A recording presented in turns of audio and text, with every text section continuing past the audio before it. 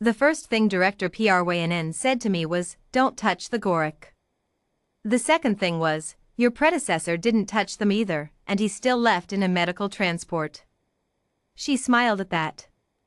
Not unkindly, just the way people smile when they've handed someone a hot coal and they're curious whether you'll be stupid enough to hold it. I was the new Welfare and Livestock Integration Officer for Relay Station Thresh 9. My posting order called it a Critical Animal Welfare Coordination role. The posting itself was a cargo waypoint at the edge of a long-haul freight lane, for ghorrak in a reinforced pen, 12 handlers who'd worked with them for years and still wore full body armor every time they set foot inside, and one station director who had filed 3 separate requests to have the animals reclassified as munitions. The ghorrak were heavy, wide, and built like something that had decided long ago that the concept of a natural predator was for other animals.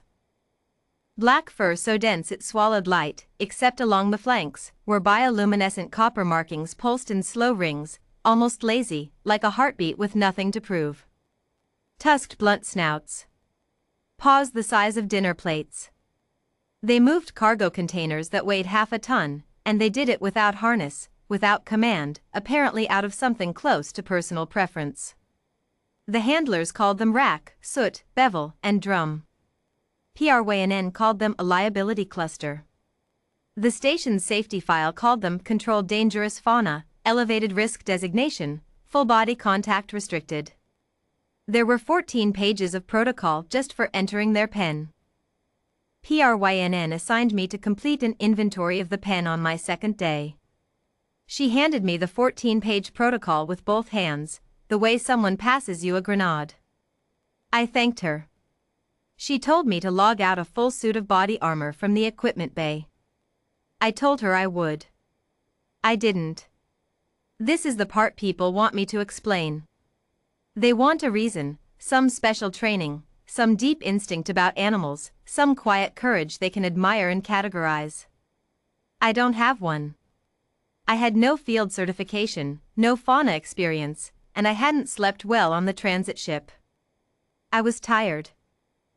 I forgot the armor, and by the time I was standing at the pen gate with my clipboard, it seemed like more trouble to go back for it than to just go in. That's the whole story. I was tired and I didn't want to walk back down a corridor. I went through the gate. The ghorrak were at the far end of the pen. All 4 of them, shoulder to shoulder, watching me the way a room watches when you've walked in during someone else's meeting. I didn't try to approach them. I found a low equipment crate along the near wall, sat down on it, and started working through the inventory form. Feed dispensers, 3, functional. Water filtration unit, 1, secondary valve showing wear. Bedding substrate, I looked up. The copper rings on the big one, rack, were moving faster now. He was watching me the way animals watch when they're deciding whether something is worth the effort. I looked back at my form. 5 minutes passed. Maybe 10. I filled in boxes. The first one I noticed was soot, smaller than the others, copper markings dimmer, the one the handlers said was unpredictable, which was handler language for the one who'd put a man through a partition wall 18 months ago. Soot walked up to me the way a dog walks up to something that smells interesting, head low, no hurry. She stopped 3 feet away and inhaled. Long, slow, like she was reading something in the air. I looked up, looked her in the eye, looked back at my form. She sat down. I wrote bedding substrate, adequate, replacement recommended Q3 and kept going. By the time I finished the inventory, all 4 of them were arranged around my crate like something out of a ceremonial photograph. Rack was behind me. Bevel and drum were on either side. Soot had put her head on my knee. I had a 400-pound animal leaning on my leg and 11 more boxes to check. I checked them. Then I collected my clipboard, thanked them in the general way you thank a room when you're leaving, and walked back out through the gate. Handler Vesk was waiting in the corridor. She was wearing full body armor. She stared at me the way a person stares when they've seen something that doesn't have a category yet. "You were in there 40 minutes, she said. "Inventory took a while." The filtration valve needs attention. She looked past me through the gate. The ghorrak were still arranged around the empty crate. Rack hasn't let anyone within 8 feet of him in 2 years, she said. I told her I'd put the filtration note in my report. She kept staring. By the 3rd day they were following me through the station. Not always, not every corridor, not every shift. But if I walked past the pen during morning rounds and the gate was open for feeding, they'd file out behind me in a loose column and go where I went. Past the cargo bays. Through the main concourse. Soot would drift ahead and then loop back, which Vesk said she'd never done in 8 years. Rack walked behind, and Rack walked slowly, and when Rack walked slowly behind you, every other living thing in a 20-meter radius found urgent business somewhere else. PRWNN saw it on the 2nd morning it happened. She stood in the concourse doorway with her coffee and watched 4 controlled dangerous fauna animals trail a welfare officer with a clipboard through her station like they were on a pastoral stroll. Her face did something I won't try to describe.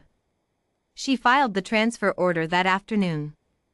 I found out from Vesk, who found out from the freight manifest, a relocation team was inbound in 6 days.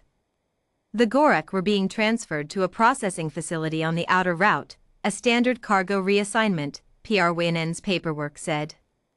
Nothing improper. The animals were station equipment, and station equipment could be reassigned.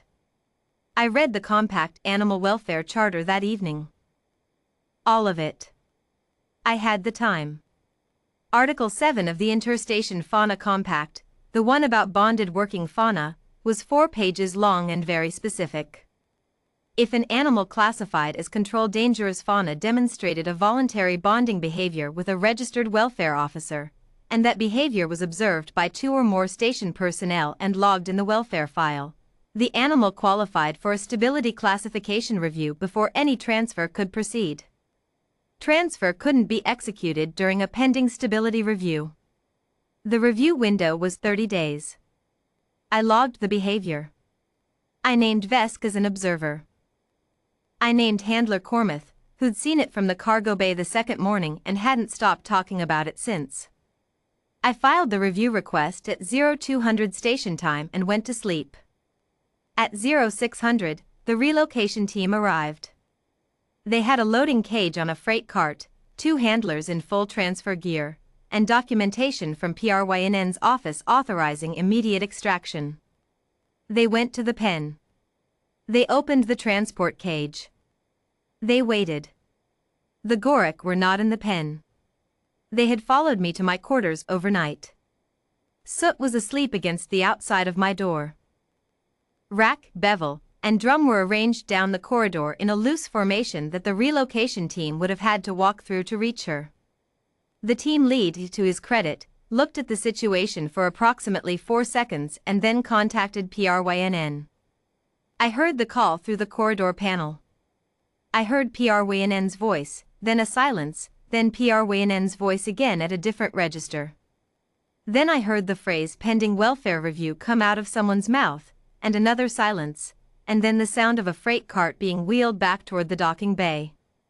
The transfer order sat in review for 30 days. PRWNN filed 2 escalation requests. Both were reviewed against Article 7 and returned without action. On day 31, the review board issued a stability classification, bonded, non-transferable, station assigned. The ghorrak were logged as station welfare assets under my office. PRWNN requested a reassignment of her own 2 weeks later. Whether that was related, I couldn't say. Vesk asked me once, after it was all settled, what I'd done differently. What the technique was. She'd been a handler for 8 years. She wanted to know. I told her I'd sat on a crate and filled out a form. She thought about that for a long time. Rack still walks behind me on morning rounds. Soot still goes ahead and loops back. Bevel and Drum have taken to sleeping outside the welfare office door, which is technically against corridor code, and which I have technically not noticed. I file their welfare report every week.